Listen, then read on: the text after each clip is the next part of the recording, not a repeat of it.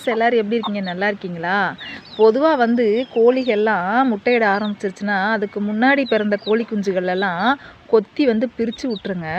இது யாருக்குமே தெரியாத, என்ன புதுசாக சொல்கிறீங்க அப்படின்னு சொல்லி நினைக்காதீங்க.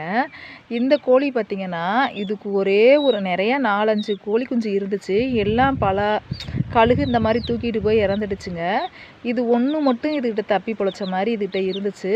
கொஞ்ச நாளாகவே இது முட்டையிட்டுக்கிட்டு இருந்துச்சுங்க. இது முட்டையிடுறப்ப என்ன பண்ணும், இந்த கோழி குஞ்சு இதோடையே முட்டையிடுற வரைக்கும் நிற்கும்.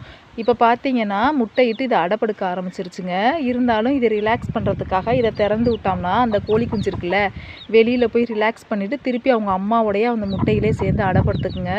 இது எனக்கு ரொம்ப ஆச்சரியமாக இருக்குதுங்க. ஒரே பிள்ளைனாலையா என்னன்னு தெரியல, அது அந்த குஞ்சை கொத்தியே பிரிக்க மாட்டேங்குது. நிறையா கோழிகள் நல்லா அது கொத்துற கொத்துலேயே பிரிஞ்சிடும்.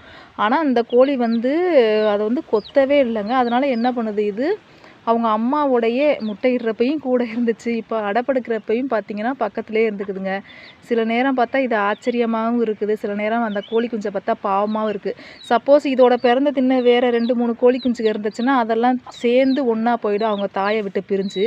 ஆனால் இதுக்கு அது மாதிரி யாருமே இல்லை அப்படிங்கவும் இவங்க அம்மாவோடையே இருக்குதுங்க. இதுவும் கொத்தி விட்டு பிரிக்கலை. அதான் ரொம்ப ஆச்சரியமாக இருக்குங்க. உங்கள் வீட்டில் இந்த மாதிரி நிகழ்வு நடந்திருக்கா அப்படிங்கிறத கமெண்ட்டில் சொல்லுங்கங்க. ஓகேங்க, பாய்.